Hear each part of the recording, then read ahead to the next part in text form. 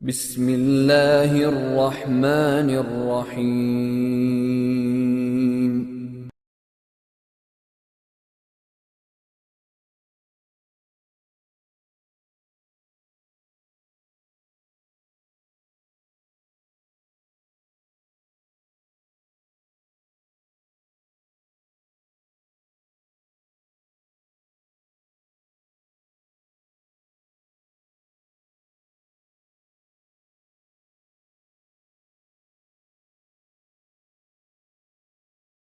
শ্রমিক দিয়া আমি অল্প একটু দুধ কিনলাম, বাসায় ফিরলাম।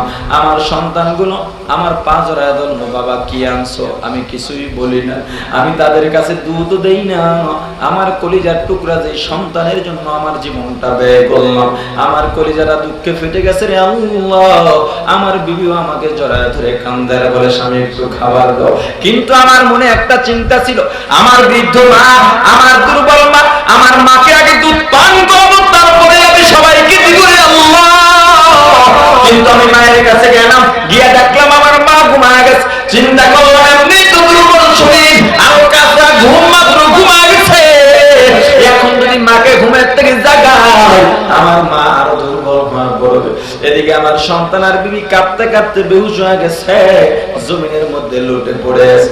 আয় আল্লাহ, আমিও কাঁপতেছি রে আল্লাহ। আমার মা যখন ঘুমের থেকে জাগবে, আমার মাকে দুধ পান করাইয়া তারপরে আমি সবাইকে দুধ পান করাবো। এই মায়ের সন্তান, মায়ের খেদমত করা দরকার আছে না নাই? মায়ের দোয়া লও হে মুমিন, মায়ের দোয়া লও, মায়ের দোয়া লও হে মুমিন, মায়ের দোয়া লও। বিপদে পড়বে না তুমি যখন যেথায় যাও, বিপদে পড়বে না তুমি যখন যেথায় যাও। মায়ের দোয়া লও হে মুমিন, মায়ের দোয়া লও, মায়ের দোয়া লও হে মুমিন, মায়ের দোয়া লও। মা যখন দোয়া করে পৌঁছে যায় ওই আরশ পরে, সাথে সাথে কবুল হয় ফল দেখিতে পাও, সাথে সাথে কবুল হয় ফল দেখিতে পাও। মায়ের দোয়া লও হে মুমিন, মায়ের দোয়া লও, মায়ের দোয়া লও হে মুমিন, মায়ের দোয়া লও। যাহা কিছু হও না কেনে,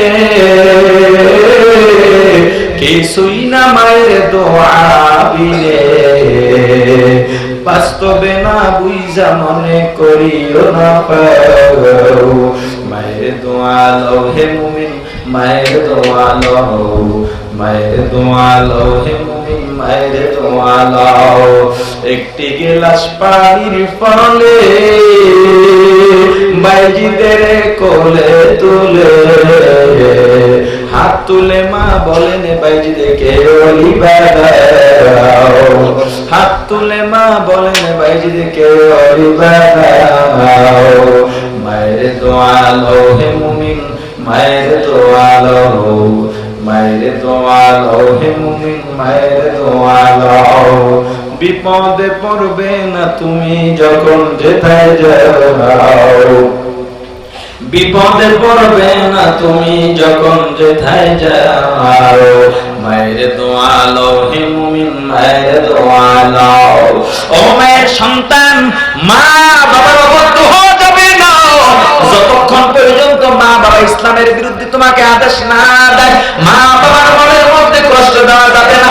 এখন যে জায়গায় যে বৃদ্ধ মানুষ, ও মুসলমান ইমানদার আল্লাহর গোলাম, গত বছর মাদ্রাসার থেকে নামলাম, বাসায় যাব, দেখি একদিন নসীর্ণ বৃদ্ধ দাঁড়ায় আছে, রিকশার হ্যান্ডেল করে, কুজো অবস্থায় আছে, গায়ের মধ্যে জামা নাই, একটা মাত্র লুঙ্গি পরা, গায়ে হার কয়টা দেখে যায়। চিন্তা করলাম এই মুরব্বীর রিকশার মধ্যে কেমনে উঠবো, সম্ভব না। যদি তাকে সাহায্য করতে চাই তাহলে সে আত্মমর্যাদায় তার আঘাত লাগতে পারে, না হয় ভিক্ষা করত, আত্মমর্যাদায় আঘাত লাগতে পারে বিদায় নিজে রিকশা চালায় কামাই করতেছে। কোনো কথা বলি নাই, চাচার রিকশায় উঠে বসে গেলাম, পিছন থেকে ডাক দিলাম বাবা। যখনই তাকে বললাম বাবা, পিছনের দিকে তাকাইয়া চোখের পানি ছেড়ে কাঁদতেছে। আমি তো আবার ফেরা গেলাম, ব্যাপারটা কি? এই বাবা কেন কান্দেন? ডাক দিয়া বললো, বাবা রে,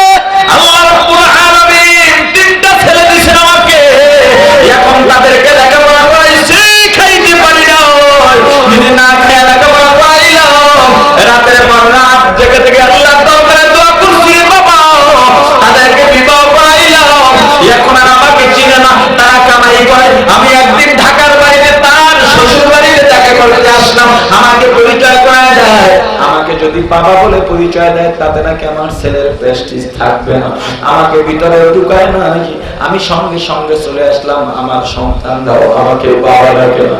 আমি বোবার মতো হয়ে গেলাম, পাগলের মতো হয়ে গেলাম। তখন অনেক হিস্ট্রি বললো যেগুলো বলাও আমার দ্বারা সম্ভব না, নিজেই সহ্য করতে পারবো না। ডাক দেয়া বললাম, বাবারে আল্লাহর দরবারে কাঁদেন আর ধৈর্য ধারণ করেন। ওরে মুসলমান ইমানদার, যখন তুমি বিবাহ করো বিবির হক আছে ঠিক, মা বাবাকে বাদ দিয়া বিবির হক নয়। ও মুসলমান ইমানদার, আল্লাহর গোলাম, ছোট্ট এক বাচ্চা নাম আব্দুল আজিজ, ও আল্লাহর গোলাম নাম আব্দুল খালেক। অল্প বয়সী বাবা মারা গেছে, মা আব্দুল খালেকের দিকে চিন্তা করে আর বিবাহ বন্ধের আবদ্ধ হন নাই। কারণ ছেলেটা কার কাছে যাবে, যার কাছে বিবাহ বসবো, ওই স্বামী তো এই সন্তানকে মেনে নিতে পারবে না। মা সন্তানের জন্য এমনি এমনি যৌবন শেষ করে দিলেন। মানুষের বাড়ি কাজ করে করে আব্দুল খালেককে লেখাপড়া করালেন। আব্দুল খালেক ক্লাসের মধ্যে 1 নম্বর ছাত্র। যখন মেট্রিক পরীক্ষার 2 বছর আগে রেজিস্ট্রেশন করতে হয়, ফর্ম ফিল আপ করতে হয়, মাস্টার ডাক দিয়া বলল, ও বাবা আব্দুল খালেক, তোমার বাড়িতে যাও, তোমার মাকে বলবা 1200 টাকা লাগবে ফর্ম ফিল আপ রেজিস্ট্রেশনের জন্য। আব্দুল খালেক ডাক দিয়া বলল, শিক্ষক, আমার আর লেখাপড়া হবে না, কারণ আমার মা কষ্ট করে আমাকে যতদূর লেখাপড়া করাইলেন, 1200 টাকা আমার মা পাবেন না। যদি আমি মাকে বলি মা কিডনি বিক্রি করে আমার চাহিদা পূরণ করবেন, মায়ের কষ্ট আর সহ্য করতে পারি না, এখন কাজ করে করে মাকে আমি বসায় বসায় খাওয়াবো। আব্দুল খালেক চেহারা মলিন করে বাড়ির দিকে রওনা হয়। বৃদ্ধা মা আব্দুল খালেক কলিজার টুকরা সন্তানের জন্য ঘরের দরজা অপেক্ষা করতেছে। তাকায় দেখে আব্দুল খালেক বাড়ির মধ্যে ঢুকছে, চেহারাটা মলিন দেখা যায়। ডাক দিছে, বাবা তোর কি হয়েছে? বলে, না মা কিছু হয় নাই, তবে এখন থেকে আর লেখাপড়া হবে না। মা বলে, বাবা বল। না মা বলা যাবে না, তাহলে তোমার কষ্ট হবে। আরে আমার যত কষ্ট হয় হোক, কষ্ট স্বীকার করেই তো বিবাহ, আর বসলাম না। আব্দুল খালেক ডাক দিয়া বলে, মা গো, আমার হেডমাস্টার বলছে আমার সামনে পরীক্ষা, 1200 টাকা লাগবে। আব্দুল খালেকের মা মাথার মধ্যে হাত বুলাই দিলেন, একটা মুস্কি হাসি দিলেন, রে বাবা, তোকে যেদিন আমি হাই স্কুলে ভর্তি করাইছি, তোর শিক্ষকের কাছে জিজ্ঞাসা করছিলাম কোন সময় বেশি টাকা লাগবে, তখন আমাকে বলেছিল 3-4 বছর পরে 2000 টাকা লাগবে, 1200 টাকা লাগবে। ওরে বাবা, তখন থেকে আমি মা তোর জন্য টাকা জোগাড় করে রাখছি, তোর চিন্তা নাই। আব্দুল খালেক জিজ্ঞাসা করে, মা গো তুমি টাকা কেমনে জোগাইলা? আব্দুল খালেকের মায়ের 2 চক্ষু দিয়া টপ টপ করে পানি পড়া শুরু হয়। হে বাবা, কোনদিন ডিম দিয়া ভাত খাইছো নি? বলে হ্যাঁ। আমি তো 2টা ডিম কিনছি, তুই কিনাইছো? বলে হ্যাঁ। আমি একটা ডিম তোকে রান্না কইরা দিছি, আর একটা রাইখা দিছি তোর গোপনে আমি বিক্রি করে দিছি। আমি 2টা আপেল আনছি, তোকে একটা দিছি, আর একটা আমি খাই নাই, আমি বিক্রি করে টাকাগুলো জমা করেছি। ওরে বাবা, তোকে একবার খাওয়াইছি, আমি একবার না খেয়ে রইছি, টাকা জমাইছি তোকে মানুষ করার জন্য।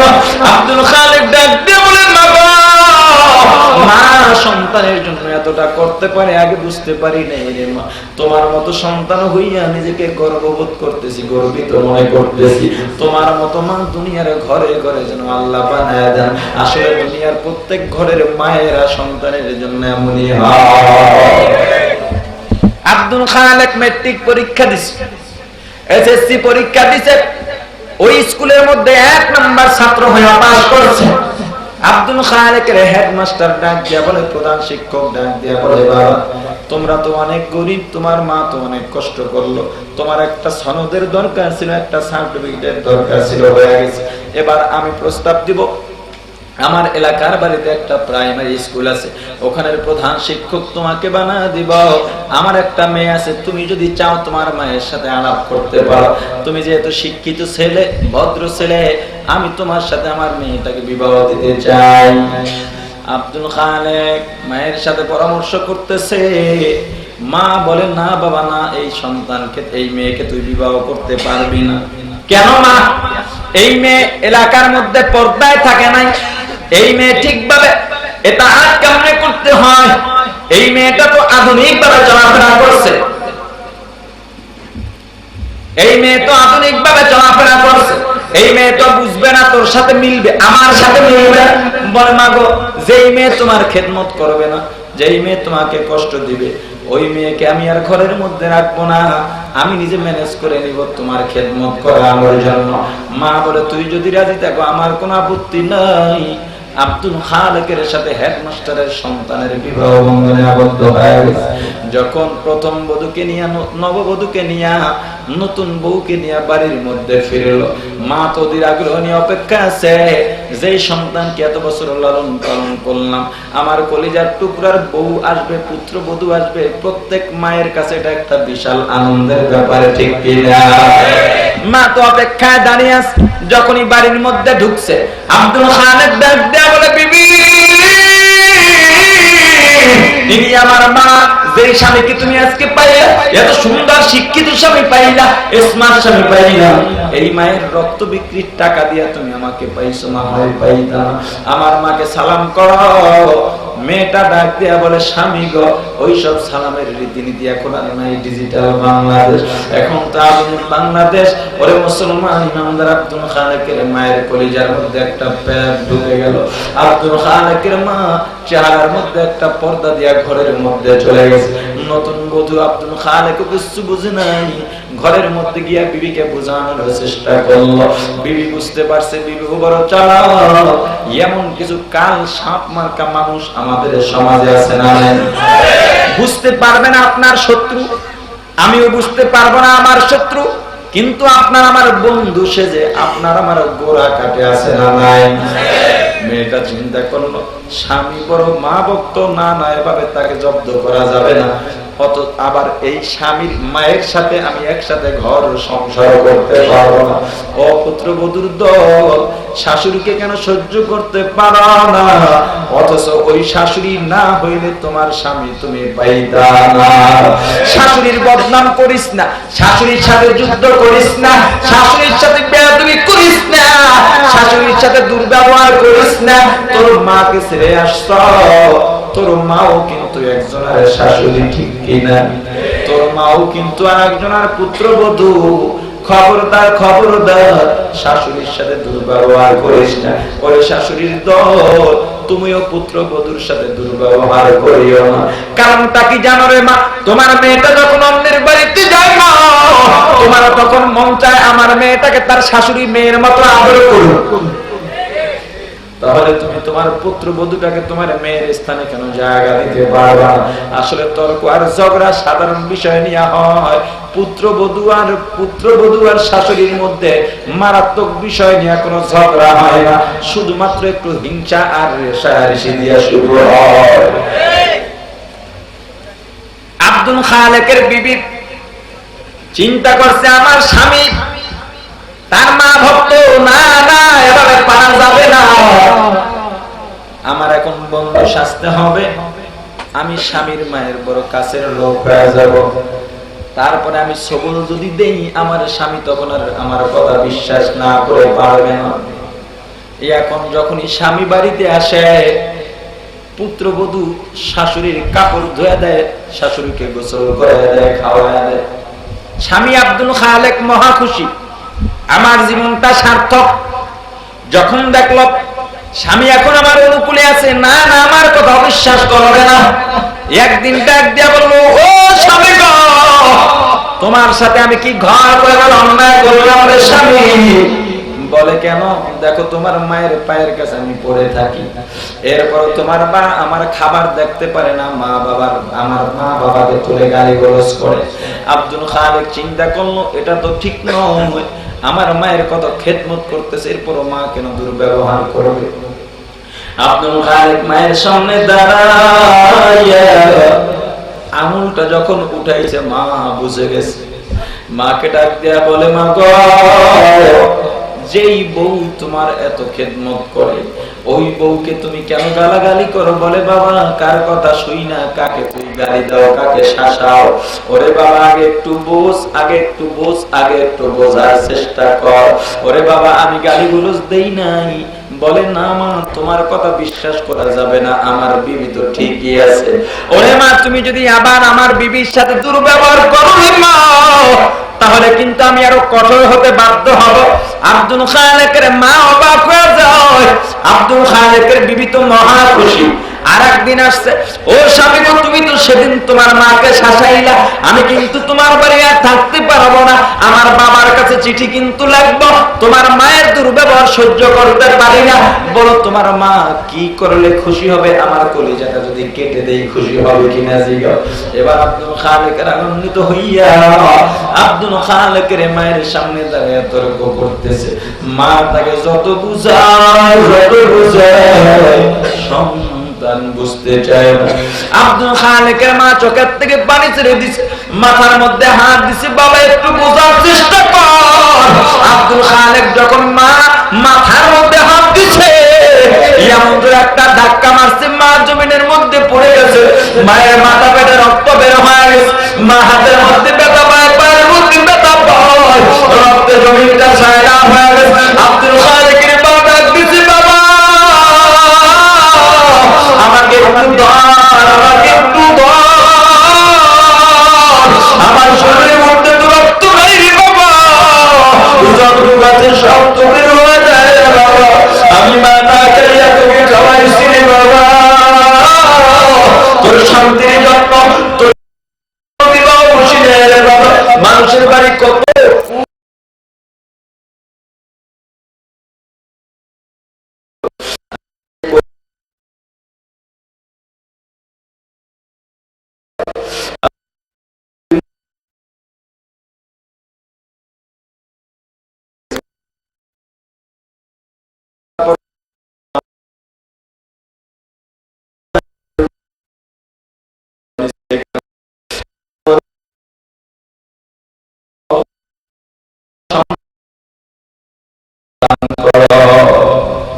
আর কোন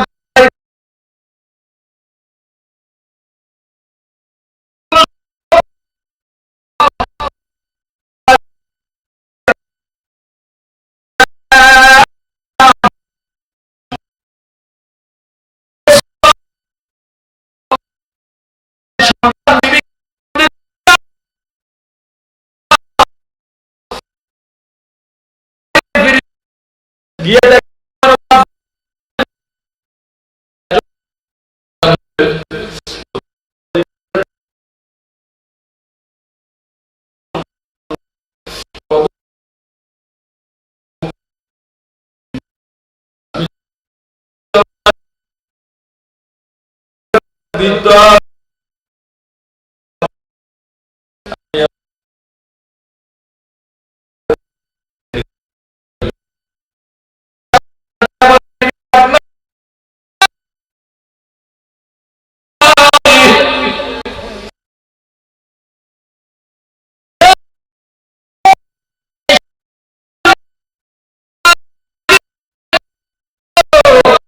ওই সন্তান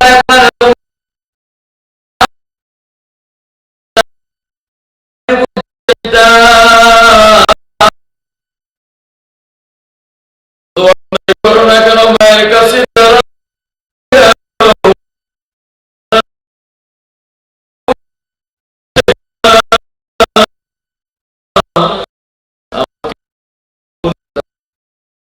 করে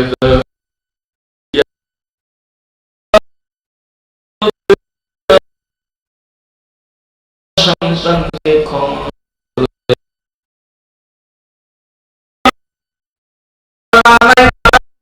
মধ্যে চলে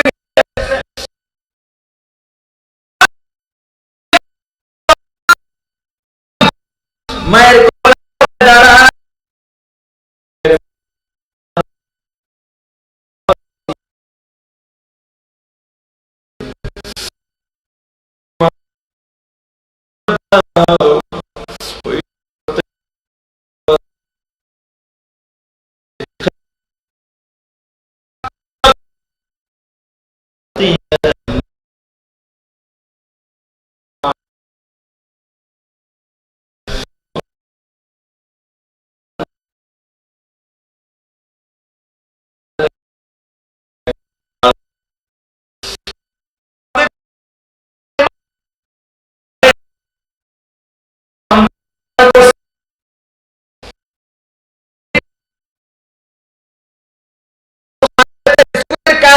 ছাড়তে রাত গভীর হয়ে গেছে, গভীর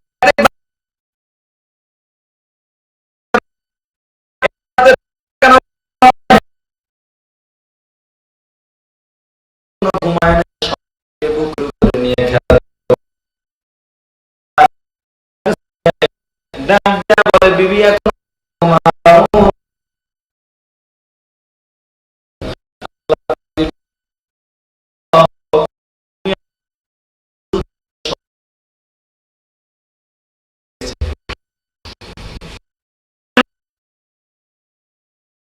ঘুমায় না, তুমি তো সন্তান গর্ভে ধারণ করো না,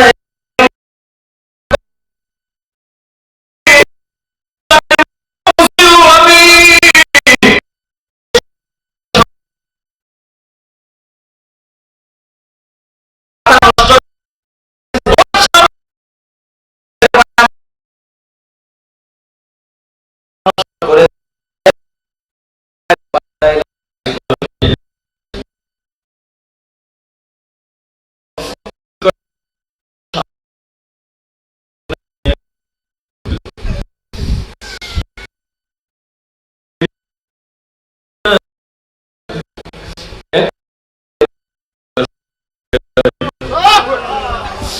মা ঘরে ঢুকবে না,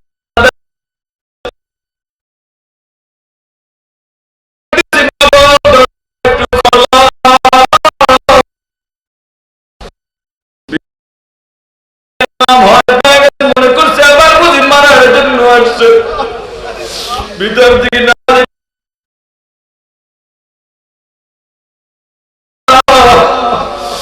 তোর কিছু বলি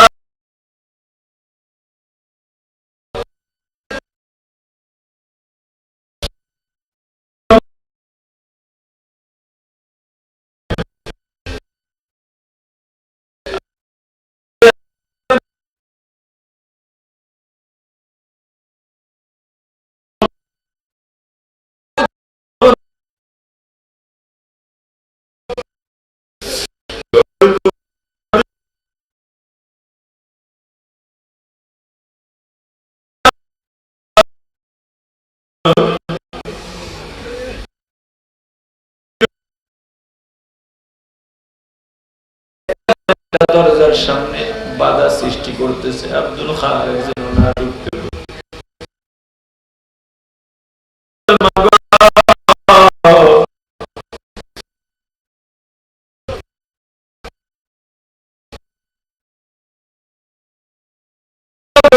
ভিতরে ঢুকবো।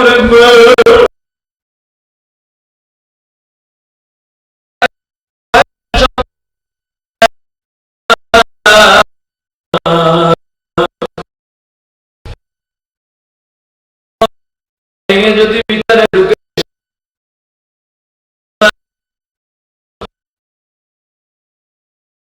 থর থর করে ভয় কাঁপতেছে,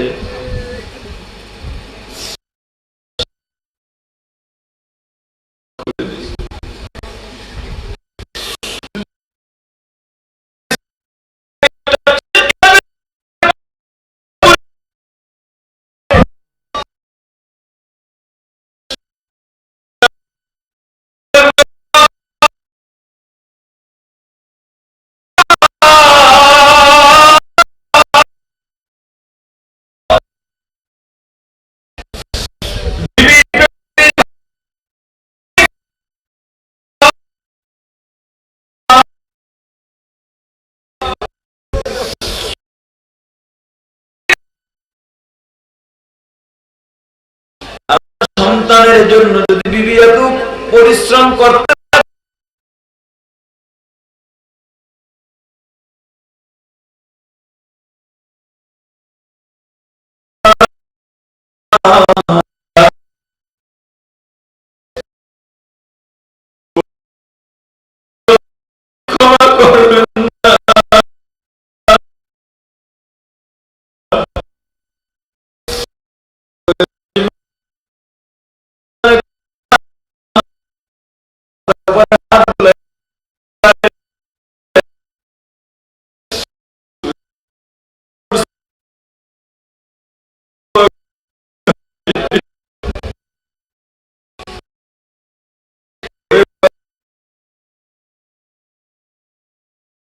শুরু না একটু মা বলে ডাক।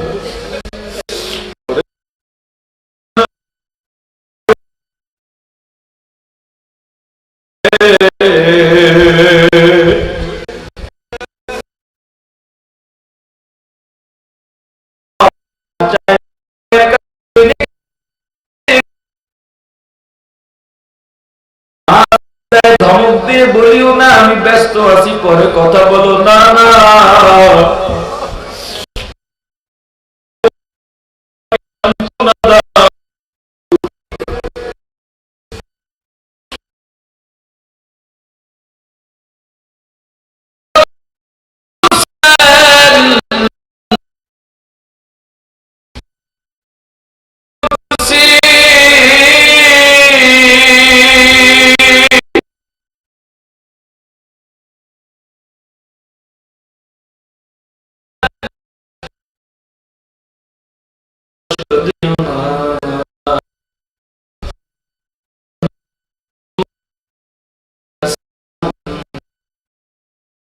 ربي في رضا الوالد وسخط ربي في سخط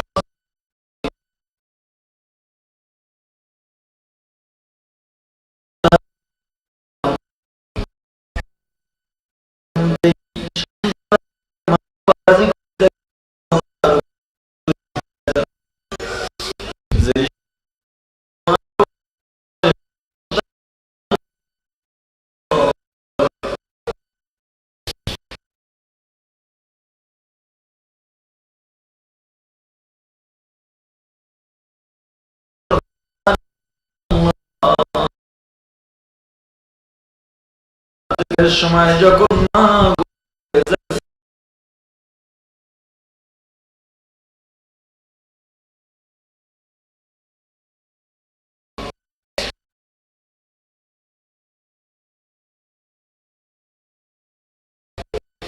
يعامل الجسم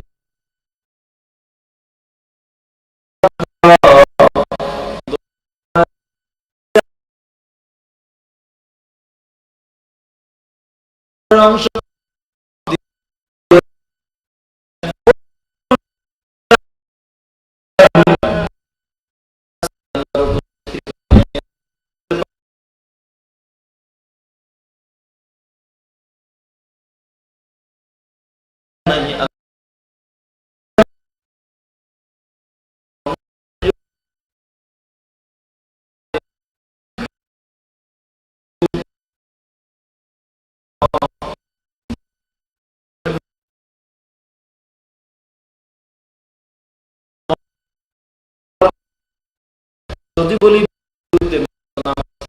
চাই তাহলে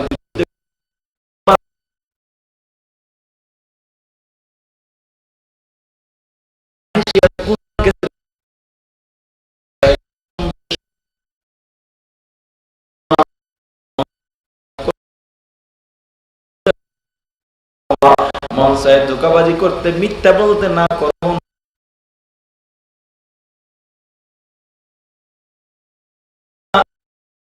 না।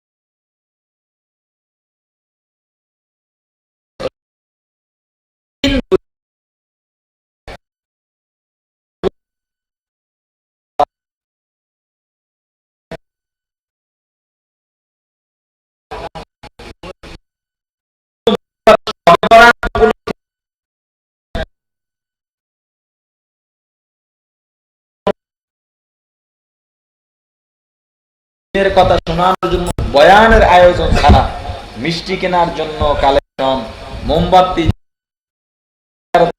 দিয়া এগুলো জায়েজ নাই।